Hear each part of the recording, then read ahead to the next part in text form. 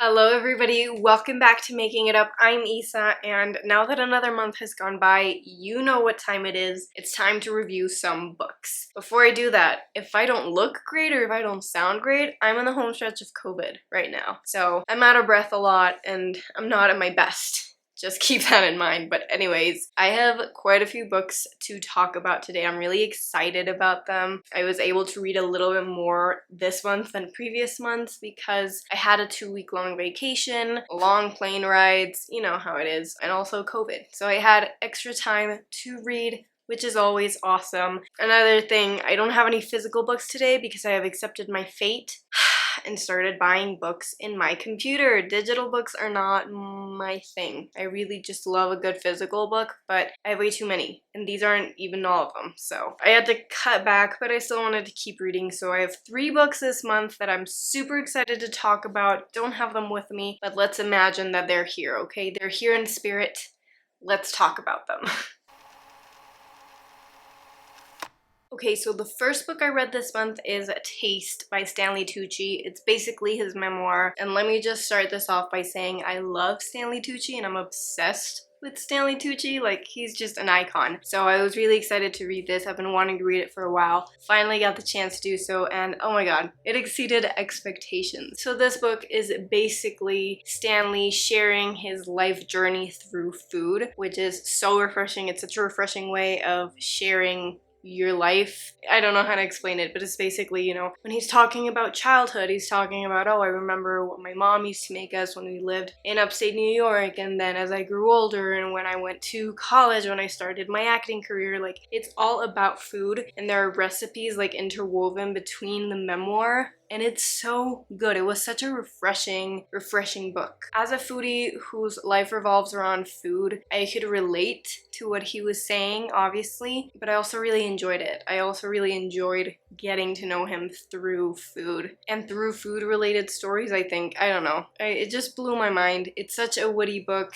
You can definitely see his personality shine through. I don't think he used a ghostwriter. I hope he didn't, because it's so well written. It's so fun to read. It's also a quick read, but it was so entertaining. I really enjoyed it. But one thing I will say is it will make you hungry, especially for Italian food, because he's Italian, so he's gonna be talking a lot about Italian food and pasta and pizza and all the other things that are Italian but aren't as well known, so beware.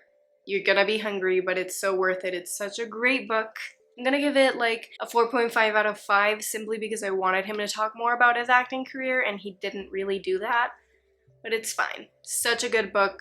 Love, love, love, love. The next book that I read is a novel. It's called Funny You Should Ask by Alyssa Sussman. If you've been on TikTok or on Book Talk or anything, you know this book. You've seen it. It's this one right here, okay? I have no words. You were talking to an avid fanfic reader way back when.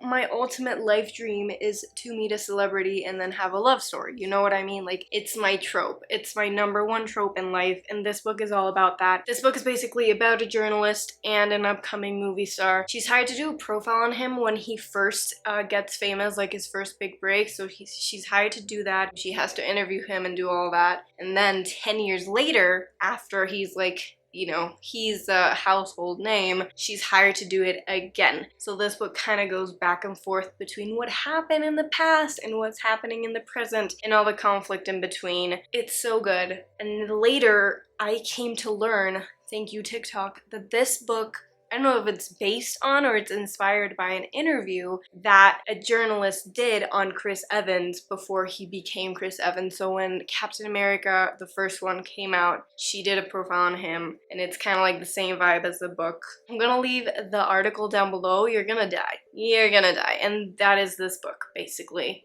You guys have no idea. I'm in love with the characters. I just love everything about this. I could not stop reading. Like, I was on holiday in Spain and I just couldn't wait to get back to the hotel to finish this book. Like, that is how invested I got in the story. If you haven't read it, you need to. 5 out of 5, 10 out of 10, 100 out of 100. And then my last book is called Evidence of the Affair by the one and only Taylor Jenkins Reid. You guys know I'm obsessed with Taylor. She does it all. She's one of my favorite authors ever. So when I learned that this book existed, I was like, why haven't I read it yet? And I know why. it was only available as an audiobook. And I have beef with audiobooks because I like to read. I don't like to listen to someone tell me a story. But I said, okay, you know what? It's fine. It's fine. It's Taylor Jenkins Reid. Like, it's worth it. So I went and purchased it. And this is basically a story about two married people whose significant others were having an affair, and they kind of figure it out, and then they start sending correspondence to each other. So letters of, hello, like I just recently learned that my husband is having an affair with your wife, and then blah, blah, blah, blah, you know, that kind of thing. It's a short story. Like, I'm not gonna say like short story, but it's not a long book. And it's basically them talking through letters, which is kind of neat. It's a cool concept. It's just letters. There's no like dialogue or anything. And that's how the story unfolds. I'm gonna have to be honest with you guys. I didn't love this, and I think mainly it's because it's an audiobook and I don't like audiobooks. This just confirmed that audiobooks aren't for me. I don't know if I feel like it wasn't a great story because I didn't read it and like put my own mind twist to it or what's going on, but definitely not my favorite. I think Taylor Jenkins Reid has better stories. I mean, if audiobooks are for you, no disrespect, but I will never ever it's not even reading an audiobook, it's listening to an audiobook. That is not for me. I'm probably gonna give this like a 2 out of 5, which pains my heart and soul, but I'm sorry. And that, my friends, is a wrap on today's video. Definitely amped up the excitement from last month. I've definitely been wanting to read more exciting books, getting back into fiction, and I think I had some really, really, really good ones this month. I cannot wait to see which new books I discover in August and read them. As always, if you have any recommendations, leave them down below. I always welcome them, okay? Now that I can basically just buy books and start reading them the exact second I buy them without having to wait for Amazon to bring them to me, life is just better. It is much better, except I would actually love to have them physically with me, but you know what? You can't win them all. Thank you guys so much for watching. I hope you enjoyed. I hope this was helpful, and I hope to see you right here for my next one. I love you all. Bye! Mwah.